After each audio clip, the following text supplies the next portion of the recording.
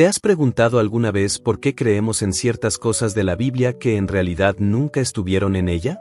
Es increíble cómo algunas tradiciones se han arraigado tanto que las aceptamos sin cuestionarlas. Hoy voy a revelarte 6 tradiciones que probablemente siempre creíste bíblicas, pero te sorprenderán. Prepara tu corazón, abre tu mente y toma tu Biblia. Profundicemos juntos en lo que realmente está escrito en la palabra de Dios y lo que es solo tradición popular. 1. El pecado original. Cuando pensamos en el jardín del Edén, una de las primeras imágenes que nos viene a la mente es la de Eva mordiendo una jugosa manzana roja, ¿verdad? Esta escena se ha representado en innumerables pinturas, películas y libros a lo largo de los siglos. Pero, ¿sabías que la Biblia nunca menciona que el fruto prohibido fuera una manzana? En Génesis 3:6, solo encontramos una mención del fruto del árbol.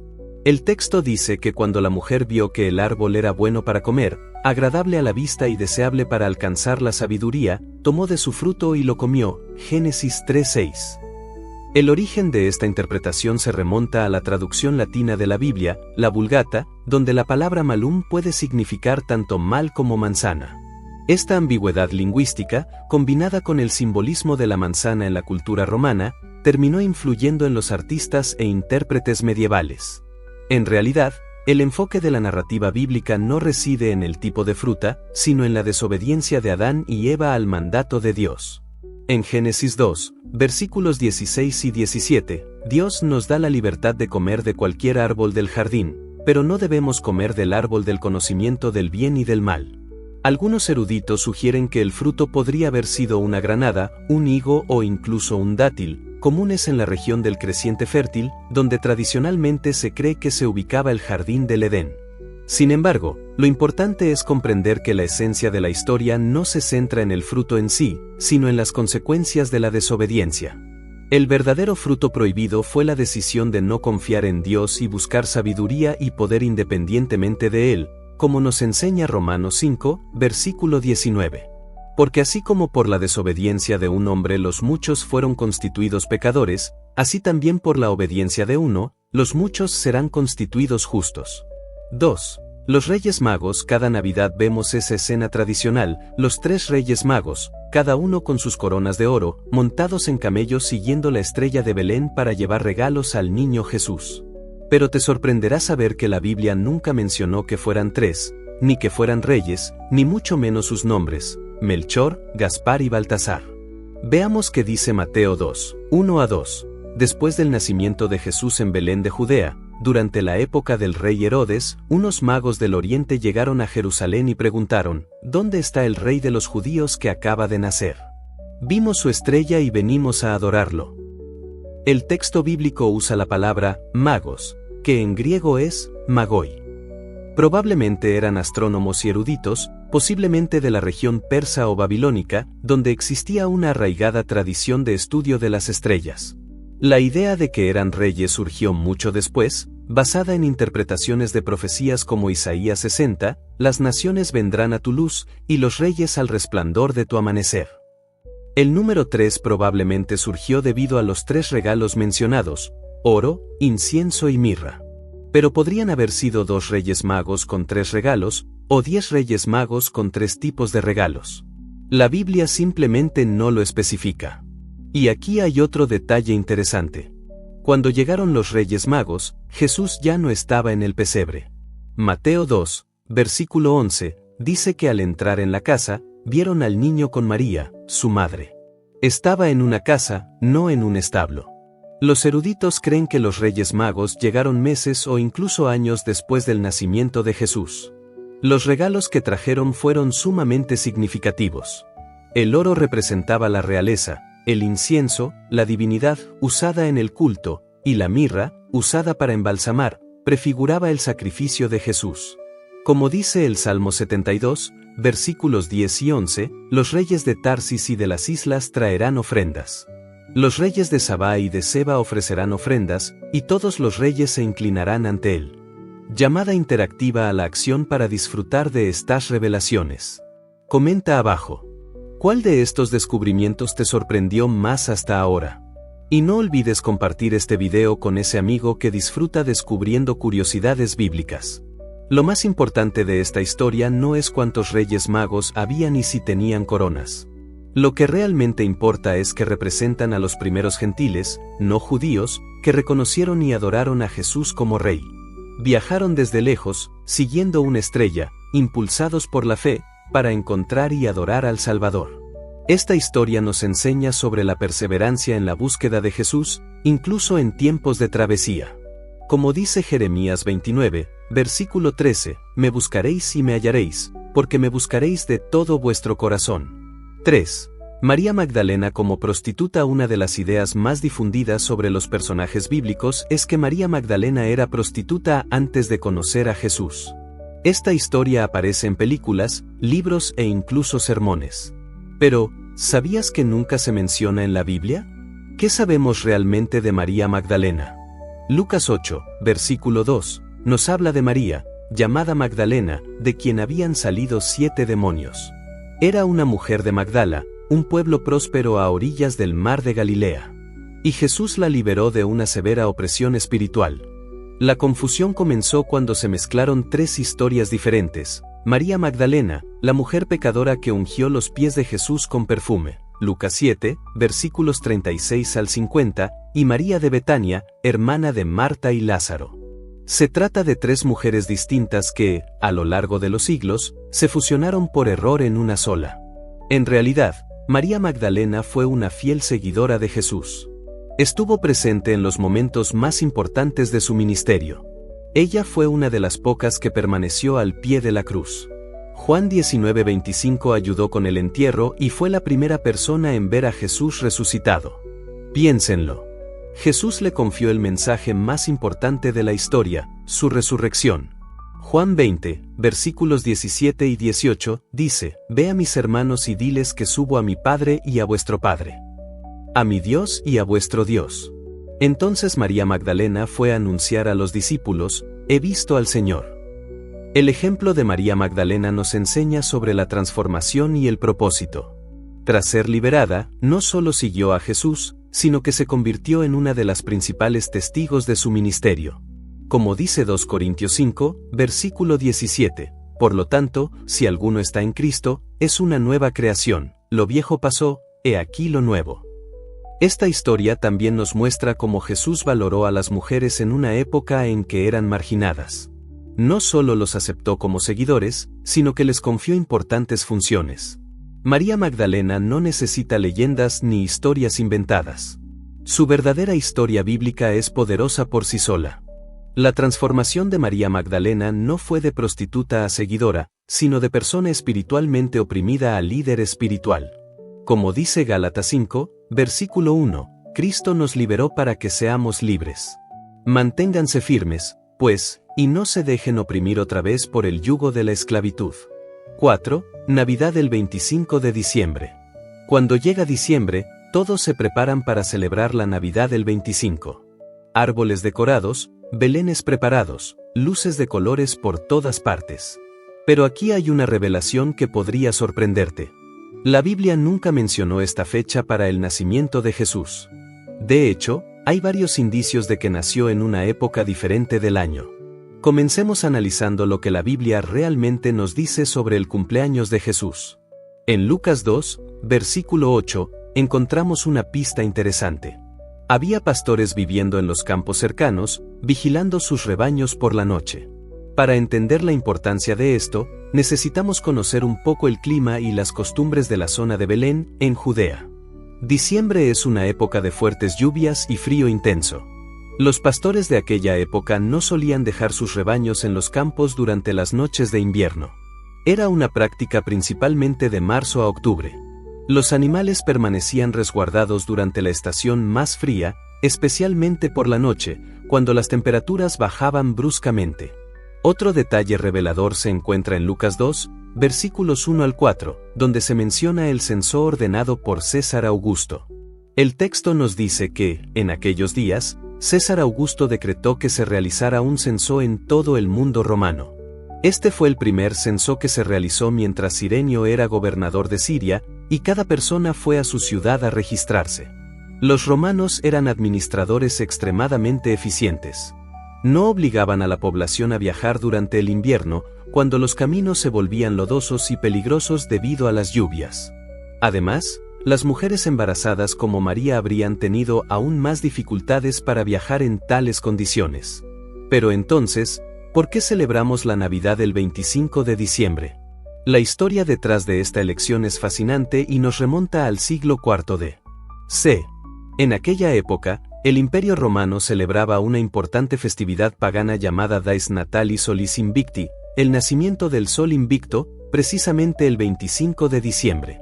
Esta festividad del Sol Invicto era especialmente importante en el Imperio Romano porque marcaba el solsticio de invierno, cuando los días comenzaban a alargarse de nuevo. Los romanos creían que el sol renacía, venciendo la oscuridad del invierno. Era una celebración llena de símbolos, fiestas e intercambio de regalos. Cuando el cristianismo se convirtió en la religión oficial del Imperio Romano, la Iglesia se enfrentó a un desafío interesante. ¿Cómo abordar todas estas festividades paganas profundamente arraigadas en la cultura popular? La estrategia adoptada fue cristianizar estas celebraciones, dándoles un nuevo significado cristiano. El Papa Julio, en el año 350 después de Cristo, designó oficialmente el 25 de diciembre como la fecha del nacimiento de Jesús. Fue una decisión estratégica. En lugar de intentar eliminar una festividad popular, la Iglesia transformó su significado. El simbolismo era perfecto. Jesús, la verdadera luz del mundo, nació cuando la luz natural comenzaba a vencer la oscuridad del invierno. Pero existen otras teorías interesantes sobre la elección de la fecha. Una de ellas se relaciona con la antigua creencia judía de que los profetas morían el mismo día de su concepción. Dado que existía una tradición que situaba la muerte de Jesús el 25 de marzo, algunos calcularon que su concepción habría ocurrido en la misma fecha. 9 meses después, llegamos al 25 de diciembre. Los evangelios nos dan algunas pistas sobre cuándo pudo haber nacido Jesús. En Lucas 1, aprendemos que Juan el Bautista nació 6 meses antes que Jesús. El texto también menciona que Zacarías, el padre de Juan, servía en el templo cuando recibió la noticia del embarazo de Isabel. Considerando la cantidad de sacerdotes en el templo, algunos eruditos sugieren que Jesús pudo haber nacido en otoño, posiblemente durante la fiesta de los tabernáculos. Hablando de la fiesta de los tabernáculos, hay un hermoso simbolismo en ella. En Juan 1, versículo 14, dice que el Verbo se hizo carne y habitó entre nosotros. La palabra, habitar, en griego significa literalmente, tabernaculado, o, estableció su tienda. Si Jesús realmente nació durante esta fiesta, sería una representación perfecta de Dios viniendo a morar entre su pueblo. Las mismas condiciones del nacimiento de Jesús nos dan más pistas. Lucas 2, versículo 7, dice, y dio a luz a su primogénito, un hijo. No había lugar para ellos en la posada. Belén habría estado abarrotado durante las principales festividades judías, cuando llegaban peregrinos de todas partes. Esto tiene más sentido durante una fiesta importante que en una época normal del año. ¿Te sorprenden todos estos descubrimientos? Deja un comentario abajo y dinos cuál de estos datos te impresionó más. Sigue leyendo porque hay mucho más por venir. De hecho, los primeros cristianos ni siquiera celebraron el nacimiento de Jesús. Se centraron en su muerte y resurrección. La celebración navideña tal como la conocemos hoy se desarrolló a lo largo de los siglos, incorporando diversas tradiciones culturales. Es interesante observar cómo las diferentes culturas cristianas celebran la Navidad en distintas fechas. La Iglesia Ortodoxa, por ejemplo, celebra el 6 de enero, fecha conocida en Occidente como Epifanía. Algunas iglesias armenias lo celebran el 18 de enero. Lo más fascinante es cómo Dios incluso usó una fecha originalmente pagana para difundir el mensaje del Evangelio, como Romanos 8. 28 dice, y sabemos que en todas las cosas Dios obra para el bien de quienes lo aman. La fecha elegida por la iglesia primitiva sirvió para ayudar a la gente a comprender mejor quién es Jesús, la verdadera luz del mundo. 5. Apariencia física de Jesús. ¿Has notado alguna vez cómo Jesús casi siempre se representa de la misma manera en el arte? Cabello castaño largo, ojos claros, barba bien recortada, piel clara. Pero hay algo que te sorprenderá. La Biblia no ofrece ninguna descripción física detallada de Jesús. De hecho, la única referencia profética a su aparición se encuentra en Isaías 53, versículo 2. No tenía belleza ni majestuosidad que nos atrajera, nada en su apariencia que nos hiciera desearlo. Eso es muy diferente de las imágenes que estamos acostumbrados a ver, ¿verdad? Jesús fue un judío del primer siglo nacido en Oriente Medio. Considerando el contexto histórico y geográfico, probablemente tenía rasgos típicos de los hombres de esa región: piel más oscura, cabello y ojos castaños oscuros, estatura mediana. La representación común de Jesús que conocemos hoy en día estuvo fuertemente influenciada por el arte renacentista europeo. Artistas como Leonardo da Vinci y Miguel Ángel representaron a Jesús con la apariencia de la gente de su propia cultura, europeos de piel clara. Un interesante descubrimiento arqueológico proviene de una antigua sinagoga en Dura Europos, Siria. Datados del siglo III, los murales hallados allí muestran cómo vestían y se veían los judíos de aquella época.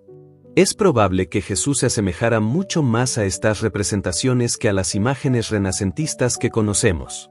Pablo nos da una pista importante en Filipenses 2, versículo 7, al decir que Jesús se despojó de sí mismo al tomar la forma de siervo, hecho a semejanza de los hombres. Optó por una apariencia común, identificándose plenamente con aquellos a quienes vino a salvar. En la cultura de Jesús, los hombres solían llevar el cabello corto.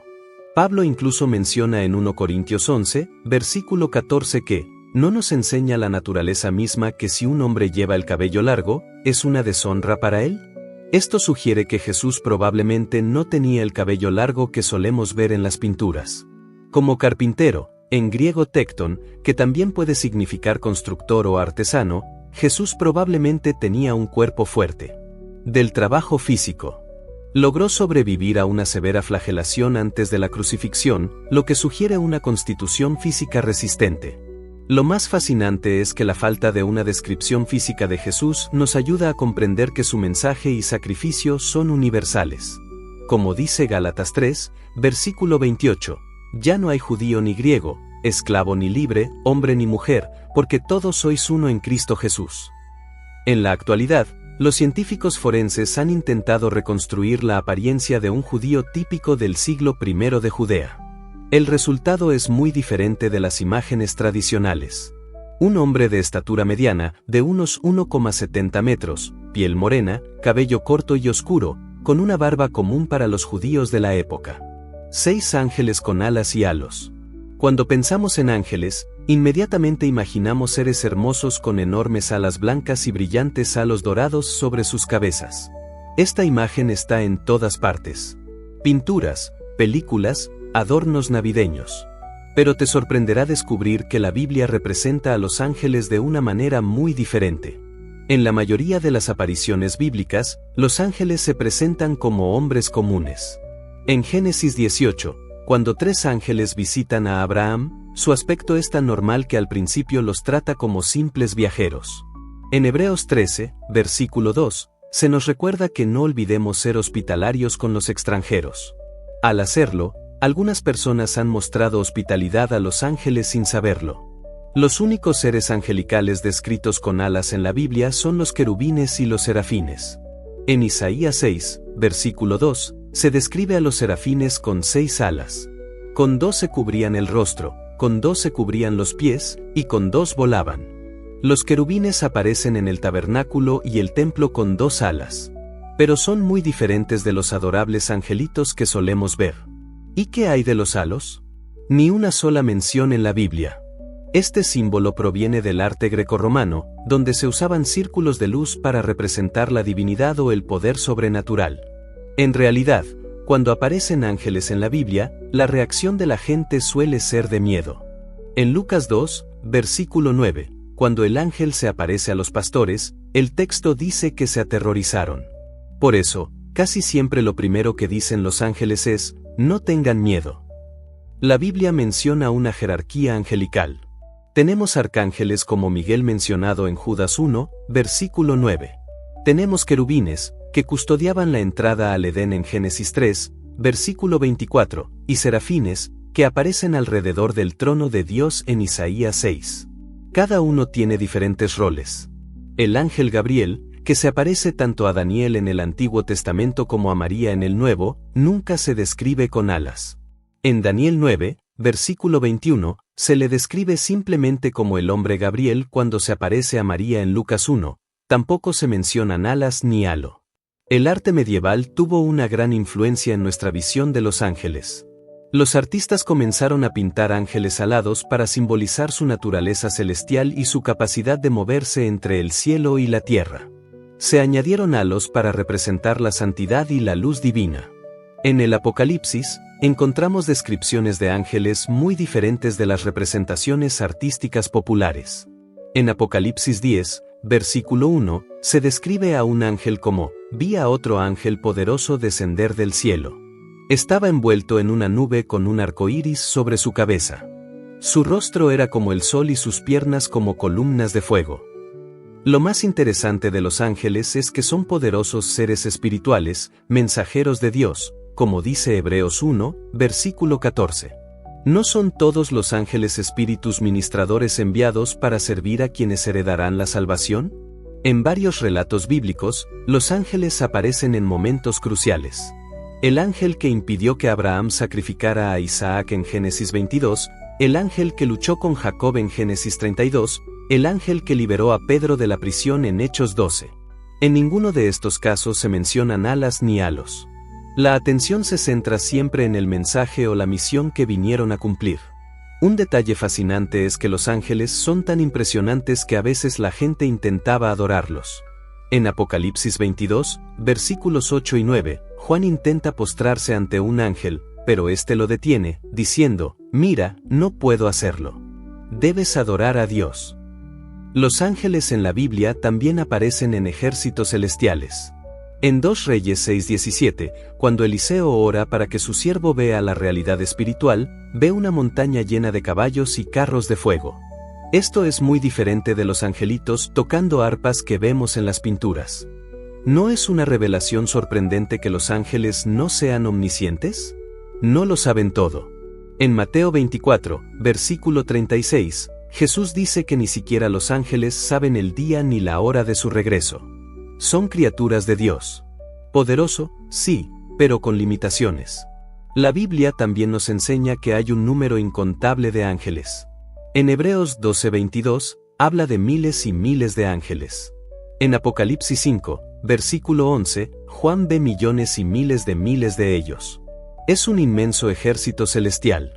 Lo más importante es comprender que los ángeles, independientemente de cómo los imaginemos, son siervos de Dios, enviados para ayudarnos en nuestro camino hacia la salvación. Como dice el Salmo 91, versículo 11, porque Él mandará a sus ángeles acerca de ti, que te guarden en todos tus caminos. Hemos llegado al final de nuestras 6 sorprendentes revelaciones sobre cosas que muchos creen que están en la Biblia, pero que en realidad nunca estuvieron allí. Si este contenido te abrió los ojos como a mí, no te lo guardes. Comparte este video con al menos 3 amigos que necesiten conocer estas verdades. Dale me gusta, suscríbete al canal y activa la campanita de notificaciones para no perderte nuestros próximos videos reveladores.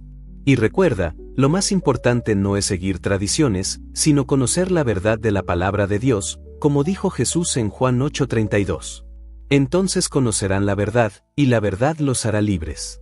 Hasta el próximo video. Que Dios los bendiga a todos.